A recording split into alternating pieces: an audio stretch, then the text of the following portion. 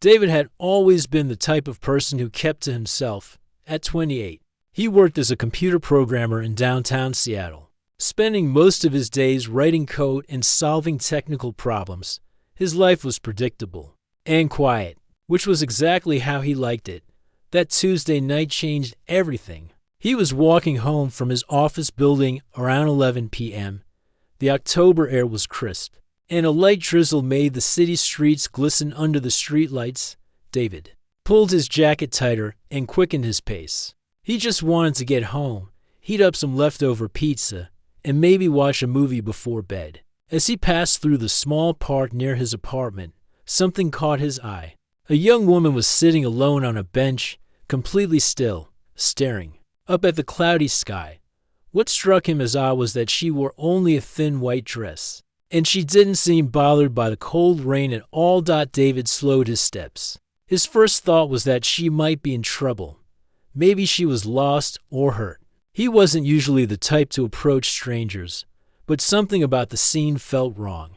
"Excuse me," he called out softly as he got closer. "Are you okay?" The woman turned to look at him, and David felt his breath catch in his throat. Her eyes were the most unusual color he'd ever seen, a deep violet that seemed to shimmer in the dim light. She was beautiful in a way that made him feel uncomfortable, like he was looking at something he wasn't supposed to see. "Hello, David," she said with a slight smile. He stopped walking. "How do you know my name?" "I've been waiting for you," she replied, standing up from the bench. Her movements were graceful, almost like she was floating. "My name is Luna. I know this might sound strange, but I've been watching you for a while now." David took a step back. This was definitely not normal. "Watching me? What do you mean? Are you following me?" Luna laughed, and the sound was like wind chimes in a gentle breeze. "Not following, observing. I'm not from around here, David. I'm from somewhere very far away. Look, if you're having some kind of problem, I can call someone to help you," David said, reaching for his phone. "Maybe the police or a doctor." "I don't need help," Luna said, moving closer to him. "But you do. What are you talking about? You've been having trouble sleeping lately, haven't you? The same dream keeps coming back. You're in a place you don't recognize, but it feels familiar.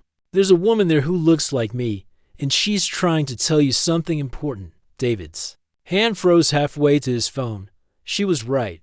For the past 3 weeks, he'd been having the exact same dream almost every night. In it, he was standing in what looked like a vast library made of crystal, and a woman with violet eyes was speaking to him in a language he didn't understand, but somehow knew. "How could you possibly know that?" he whispered. "Because I was the one sending you those dreams," Luna said. "I was trying to prepare you for this moment, to make our first meeting less shocking." David shook his head. "This is impossible. You're just guessing. Or maybe you're some kind of psychic or something. You broke up with Jennifer 3 months ago because she wanted to move in together, but you weren't ready for that level of commitment." Luna continued. "You still have the engagement ring your father gave you before he passed away, hidden in the bottom drawer of your bedroom dresser. You've never told anyone about it." The blood drained from David's face. Jennifer was his ex-girlfriend, but he never mentioned her to anyone at work, and definitely not to strangers. And the ring, he'd never told a soul about that ring. "Who are you?" he asked, his voice barely above a whisper. "I told you. I'm Luna, and I'm not from Earth," she said simply. "I'm from a place that's very different from here. My people have been studying humans for a long time, trying to understand how your minds work, how you experience emotions. You're telling me you're an alien." David almost laughed, but something in her eyes stopped him. "That's your word for it. Yes, where I come from, we don't have physical bodies like you do. We exist as pure consciousness, pure thought. But to truly understand humans, we need to experience what it's like to have a body, to feel physical sensations." David looked around the empty park, wondering if this was some kind of elaborate prank. But the woman in front of him was completely serious, and she knew things about him that no one else knew. "Why me?" he asked. "Because you're special, David. Your mind is different from most humans. It's more open, more receptive. You're the perfect subject for our research." Research? David didn't like the sound of that. Don't worry, Luna said, reaching out to touch his arm. I won't hurt you. I just want to understand what it's like to be human. The moment her fingers made contact with his skin, David felt something incredible happen. It was like an electric current ran through his entire body. But instead of being painful, it was the most pleasant sensation he'd ever experienced. He felt warmth spreading from the point of contact, and suddenly he felt more alive than he had in years. What was that? He gasped. That was the beginning of our connection. Luna said, Don't be afraid. This is going to be an amazing experience for both of us. David tried to pull his arm away, but he found that he didn't really want to. The feeling was too good, too perfect. It was like every worry and stress he'd been carrying had just melted away. I should go home, he said, but his voice sounded strange to his own ears. Of course, Luna said, but we'll see each other again very soon, probably sooner than you think. She turned and walked away into the darkness, leaving David standing alone under the streetlight. He watched until she disappeared completely, then looked down at his arm where she'd touched him. The skin there was still tingling as he walked. The rest of the way home, David couldn't shake the feeling that his entire life had just changed. He told himself it was just a strange encounter with someone who was probably mentally ill. But deep down, he knew it was something much more than that. That night, he dreamed of the Crystal Library again, but this time, he could understand what the woman was saying. She was welcoming him home. The next morning, David woke up feeling different. Not bad different, but strange in a way he couldn't explain. It was like someone had turned up the brightness on everything around him. Colors seemed more vivid, sounds were clearer, and even the taste of his morning coffee was more intense than usual.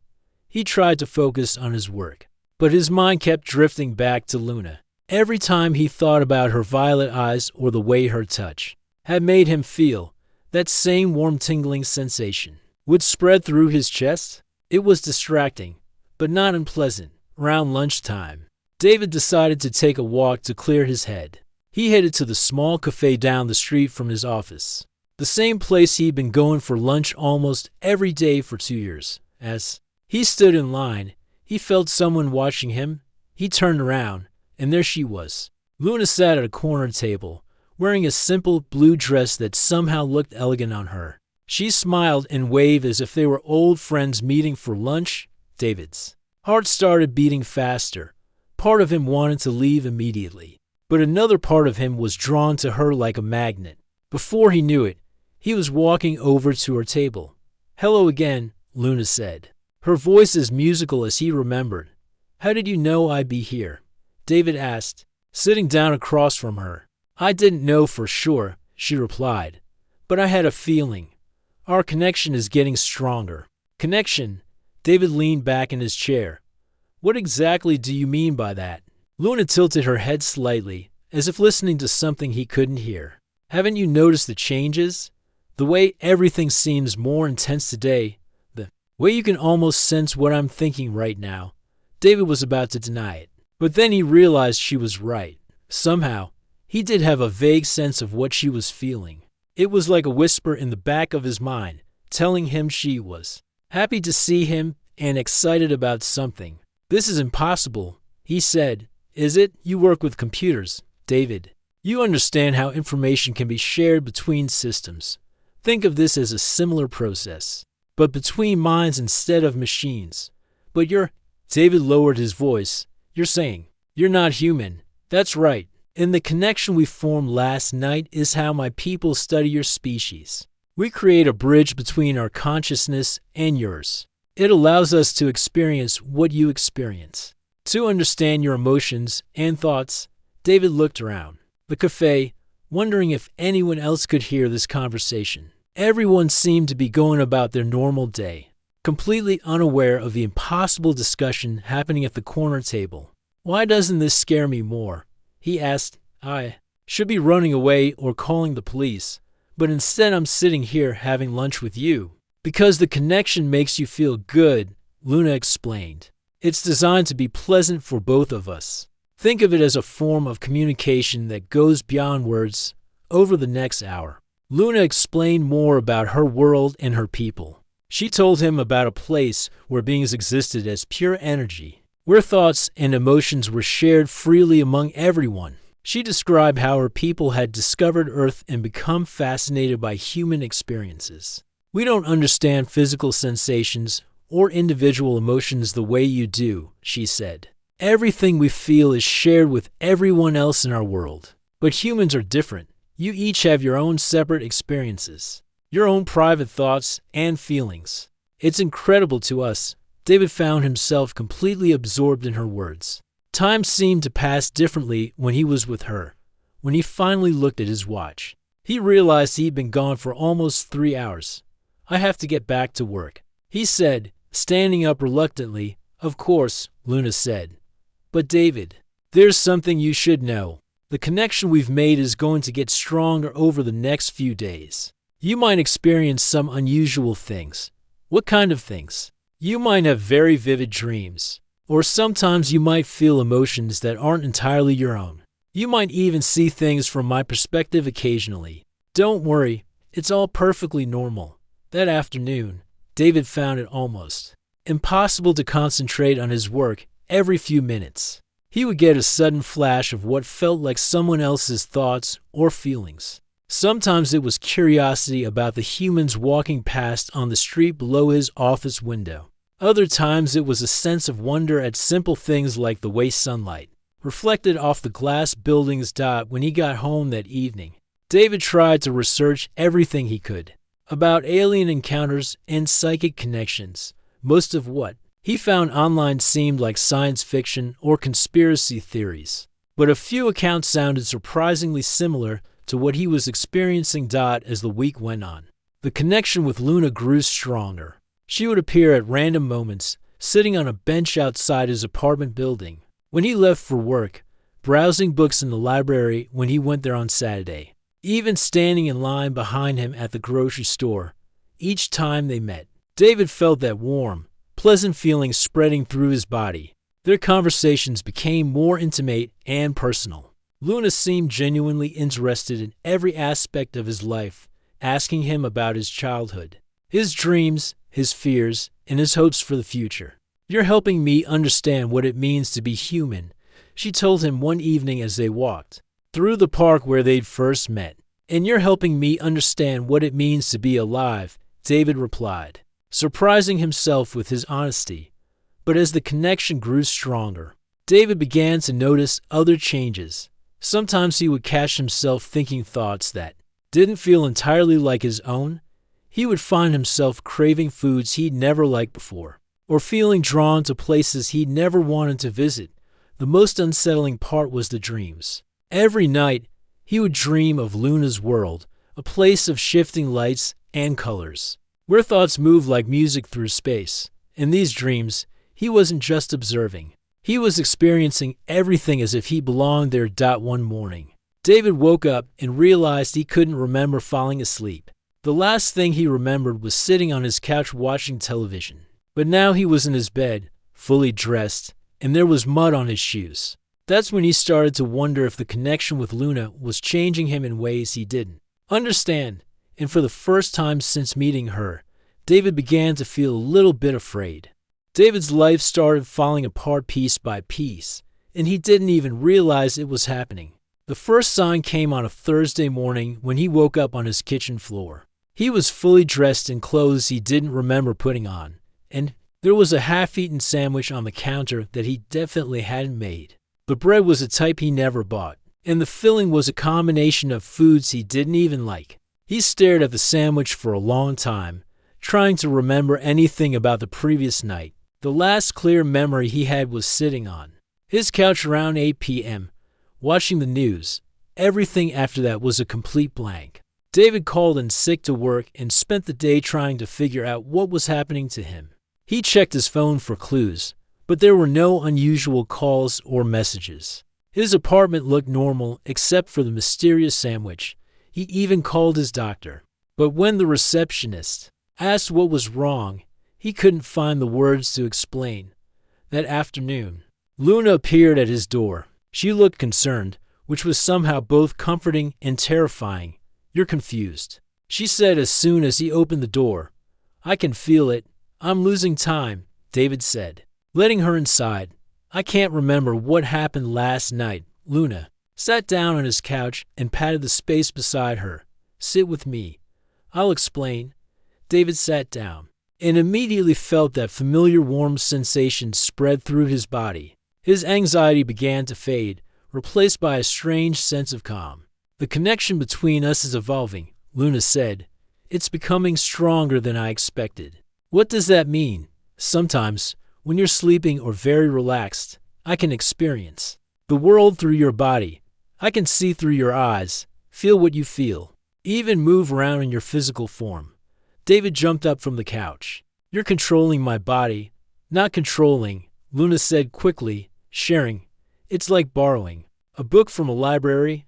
I use it carefully and always return it, but I don't remember any of it. That's because you're asleep during those times. Your consciousness rests while mine explores. It's perfectly safe." David started pacing around his small living room. "This isn't safe at all. What if something happens while you're in my body? What if you get hurt or hurt someone else?" "I would never hurt anyone," Luna said, standing up and moving closer to him. "I'm just trying to understand what it's like to be human. Last night, I made that sandwich because I wanted to know what different foods taste like. I walked around your neighborhood because I wanted to experience the sensation of rain on skin." "You have to stop," David said. "This is my body, my life. You can't just take it over whenever you want." Luna's expression grew sad. "I understand why you're upset. But David, this connection isn't something I can simply turn off. It's grown beyond what either of us expected." Over the next few days, David tried everything he could think of to prevent the episodes. He drank coffee late at night to stay awake. He set alarms every hour. He even tried sleeping sitting up in a chair. Nothing worked. Each morning, he would wake up with evidence that Luna had been using his body. Sometimes it was small things, his books rearranged on the shelf, or his computer showing websites he'd never visited. Other times it was bigger, like finding a receipt in his pocket for expensive art supplies he'd never bought, or discovering that someone had used his credit card to donate money to charities he'd never heard of. The worst part was that he was starting to feel tired all the time. It was like his body was working double shifts, and he was only getting half the rest he needed. One morning, David woke up to find an email in his sent folder that he definitely hadn't written. It was his resignation letter from his job, professionally. Written and already sent to his boss, the email cited personal reasons and gave 2 weeks' notice. David immediately called his office, but his boss had already seen the email and seemed relieved rather than surprised. "Honestly, David, we've been worried about you," his boss said. "You seem distracted lately, and your work quality has been slipping. Maybe some time off is exactly what you need." That afternoon, Luna appeared at his apartment again. This time, she looked different, more confident, more comfortable in her own skin. "You quit my job," David said as soon as she walked in. "I did," Luna admitted, "but only because I have something better planned for us. David, I've been experiencing human life through you for weeks now, and it's incredible. The way you feel emotions, the way you experience physical sensations, the way you interact with other people, it's all so much richer than anything we have in my world. That doesn't give you the right to make decisions about my life." "But that's just it," Luna said, her eyes bright with excitement. "I don't want to just visit your world anymore. I want to stay here, in your body, permanently." David felt a chill run down his spine. "What are you talking about? Think about it. Together, we could experience things that neither of us could alone. I could show you wonders from my world, and you could show me everything about being human. We could share this life." "That's not sharing," David said, backing away from her. "That's taking over. You're being dramatic," Luna said. But there was something in her voice that hadn't been there before. Something harder, more determined. "You'll understand once you experience what I'm offering." That night, David tried harder than ever to stay awake. He drank energy drinks, took cold showers, even tried doing jumping jacks every few minutes. But eventually, exhaustion won. When he woke up the next morning, he found a note written in his own handwriting on his kitchen table. It said, "Don't fight this, David. We're meant to be together. Trust me." But for the first time since meeting Luna, David realized he didn't trust her at all. And worse, he was starting to suspect that she might not be as benevolent as she'd claimed to be. The warm, pleasant feeling he'd always experienced around her was beginning to feel more like a trap than a gift, and David was starting to wonder if he'd already lost more of himself than he could ever get back. David knew he had to fight back, but he didn't know how to battle someone who could take over his body while he slept. He spent hours online, searching for anything that might help him understand what was happening. Most of the websites he found were full of crazy theories and impossible stories. But then he stumbled across a forum called Unexplained Connections, where people shared experiences that sounded surprisingly similar to his own. There was a post from someone named Alex who wrote about losing time and finding evidence that someone else had been using their body. Another person, going by the name River, described feeling like their thoughts weren't entirely their own anymore. The stories were all different, but they shared common elements that made David's heart race. He created an account and posted his own story, being careful not to include too many specific details. Within hours, he had responses from people who seemed to understand exactly what he was going through. One user, who called themselves Phoenix, sent him a private message that changed everything. "You're not alone in this. There are more of them than you think. And they're not just studying us. They're recruiting us for something bigger. We need to talk." David arranged to meet Phoenix at a small coffee shop across town. He was nervous about meeting a stranger from the internet, but he was desperate for answers. Phoenix turned out to be a woman in her 40s with kind eyes and a serious expression. She looked completely normal, which somehow made David feel both better and worse. "How long has it been happening to you?" she asked after they sat down. "About a month," David replied. "Maybe a little longer." "Mine started 6 months ago," Phoenix said. "Her name is Stella, and she told me the same story yours probably told you. That she was just studying humans, that the connection was temporary, that it was all for research. But it's not true. Parts of it are true. They are from somewhere else, and they are studying us, but they're not planning to go home when they're done." Phoenix explained that she'd been in contact with dozens of people who were experiencing similar situations. Some had been dealing with their visitors for years. Others, like David, were just beginning to understand what was happening to them. "They're building an army," Phoenix said. "Not for war, but for something else. They want to take over human bodies permanently, and they're starting with people like us, people who are isolated, who don't have strong social connections, who won't be missed right away if we start acting differently." David felt sick to his stomach. What can we do? There are ways to fight back, but they're not easy. The connection they create is like a two-way street. While they can influence us, we can also influence them if we know how. Over the next 2 hours, Phoenix taught David techniques she'd learned from other people in their situation. She explained that the visitors were most vulnerable when they were experiencing strong human emotions they didn't understand. "They're drawn to positive emotions like joy and love," Phoenix said. "But they can't handle negative emotions like grief, guilt, or fear. If you can focus on those feelings, when she tries to take control, it makes it harder for her to maintain the connection." David practiced the techniques Phoenix taught him. It was difficult because it meant deliberately making himself feel bad emotions. But he was willing to try anything.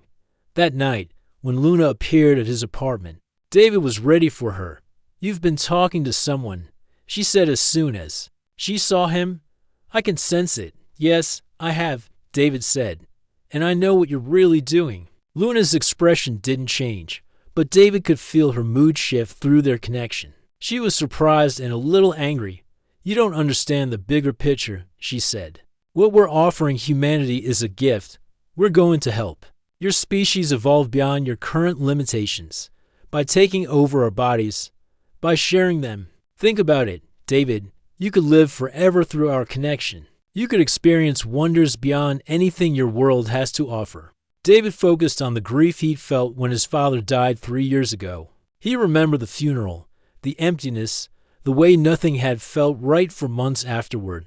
As he concentrated on those feelings, he saw Luna step back as if she'd been pushed. "Stop that," she said, and for the first time, her voice sounded uncertain. "No," David said, continuing to focus on the painful memories. "I want you out of my head, and I want you out of my life." Luna's face twisted with an expression David had never seen before. "You don't get to choose anymore, David. The connection is too strong now.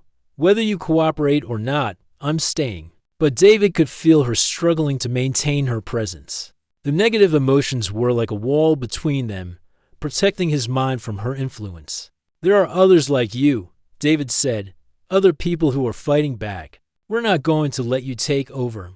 "Others?" Luna looked genuinely surprised. "That's impossible. We chose people who were isolated, who had no one to turn to. You underestimated us," David said. "Just because we're alone doesn't mean we can't find each other." Luna tried to move closer to him, but David could see the effort it was taking her. The connection between them was weakening. "This isn't over," she said. "I've invested too much in you to give up now." "Yes, it is," David said. "I'm taking my life back." Luna's form began to shimmer and fade. "You'll regret this, David. Without me, you'll go back to being ordinary, insignificant. You'll never experience anything as amazing as what I've shown you." But David was already feeling stronger and more like himself than he had in weeks. The constant tiredness was lifting, and his thoughts felt clearer than they had since the night he first met Luna in the park. As Luna disappeared, David realized that the real battle was just beginning. She had said there were others like her, and if Phoenix was right, they were all working toward the same goal. David picked up his phone and sent a message to Phoenix. "It worked. She's gone for now. But I think we're going to need more help." David thought he had won, but he was wrong. Luna didn't stay away for long. 3 days after their confrontation, David woke up feeling different again. Not tired like before, but strange in a new way. It was like there was a constant buzzing in the back of his mind, a presence that wasn't quite there, but wasn't quite gone either. He met Phoenix at their usual coffee shop, and she took one look at him and frowned. "She's still connected to you," Phoenix said. "I can see it in your eyes." "I thought I got rid of her," David said, sitting down heavily in his chair. "The connection is stronger than we thought. Breaking it completely might be impossible without serious consequences." Phoenix had been researching their situation nonstop since David had successfully pushed Luna away. She'd found others who had tried to completely sever their connections, and the results weren't good. 2 people ended up in the hospital, Phoenix explained. The doctors couldn't figure out what was wrong with them. They're awake, but they're not really there anymore. It's like parts of their minds are missing. David felt a chill run down his spine. "What are you saying?" "I'm saying that these connections change us permanently, even if we can push them away. We can't completely undo what's been done." That afternoon, David got a message on his phone from an unknown number. "We need to talk. Meet me at the park tonight." David showed the message to Phoenix, who immediately shook her head. "Don't go," she said. "It's obviously a trap. But what if she's right? What if I can't get rid of her completely? Maybe I need to hear what she has to say." Phoenix grabbed his arm. "David, listen to me. These beings are manipulative. They'll say anything to get what they want. Don't let her convince you that you need her." But David was already feeling the pull of the connection again. Despite everything Luna had done, there was still a part of him that missed the intensity of their bond. The way everything had felt more vivid and alive when she was around. That night, David went to the park. He told himself he was just going to listen, that he wouldn't let Luna manipulate him again. But as soon as he saw her sitting on the same bench where they'd first met, he felt that familiar warm sensation spreading through his chest. "You look tired," Luna said as he approached. "I'm fine," David lied. "No, you're not. You're fighting something that's already a part of you. It's like trying to cut off your own arm." David sat down on the bench, keeping some distance between them. What do you want? I want to make you an offer, Luna said. A real choice this time, not manipulation or force. I'm listening. Luna turned to face him fully. I've been talking to my people about what happened between us. They're not happy that I let the connection grow so strong, but they're also fascinated by what we've created together. What do you mean? Our bond is unique. David, it's deeper than anything my people have experienced with humans before. Instead of me just borrowing your body, we've created something new, a true partnership between two different kinds of consciousness. David shook his head. That's not partnership. That's you taking over my life. Only because I didn't know how to share properly, Luna said. But I've learned. I understand now that humans need to maintain their independence, their sense of self. So what's your offer? I want us to work together willingly. I'll stop taking control of your body without permission. Instead, you can invite me in when you want to experience something together. Think of it as a collaboration rather than a takeover. David was quiet for a long moment. And if I say no, then I'll do everything I can to completely break our connection. But David, I need you to understand the risks. Phoenix is right about what might happen. You could lose parts of yourself permanently. And if I say yes, then we explore what we can accomplish together. I can show you things about the universe that no human has ever seen. You can help me understand humanity in ways that will benefit both our species. David looked up at the stars, barely visible through the city's light pollution. There's something else, isn't there? Something you're not telling me. Luna was quiet for a moment. My people are planning to make contact with more humans, hundreds of them. They want to create the same kind of connections we have, but they want to do it by force. And you can stop them? I can try. But only if I have proof that voluntary cooperation works better than forced connection. Our partnership could be the example they need to see. David stood up and walked a few steps away from the bench. He could feel Luna's presence in his mind, but it was gentler now, less invasive. It was like she was knocking on a door instead of breaking it down. How do I know you're telling the truth? He asked. You don't, Luna admitted. But David, in the weeks we've been connected, have I ever lied to you? I've been secretive, I've been manipulative, but I've never actually lied. David thought about everything that had happened. Luna had told him she was from another world, that she wanted to study humans, that their connection would grow stronger. All of those things had been true, even if he hadn't understood what they meant at the time. What would this partnership look like? He asked. We would share experiences, but only when we both agree to it. You would maintain control of your body and your decisions. I would have access to your memories and emotions, but I wouldn't change them or manipulate them. And in return, you would have access to knowledge and experiences beyond anything humans have ever imagined. You would help me understand your species well enough to convince my people. That cooperation is better than domination. David walked back to the bench and sat down again. I need time to think about this, of course, Luna said. But David, there's something else you should know. Whether you choose to work with me or not, you're changed permanently. The connection has made you different from other humans. You'll always be able to sense things others can't, to experience emotions more intensely, to see the world in ways that most people never will. Is that supposed to make me feel better? It's supposed to help you understand that you can't go back to who you were before, but you can choose who you become next. David looked at Luna, really looked at her, and for the first time he saw something in her eyes that he'd never noticed before. She looked lonely, almost desperate. You don't want to go back to your world, do you? He said. Luna's expression softened. My world is beautiful, but it's also empty in ways you can't imagine. We don't have individual experiences or personal connections. Everything is shared. Everything is communal. I've never felt anything like what I experienced through our connection. You're as trapped as I am. David realized, in a way, yes, but maybe we can help each other find a way to be free.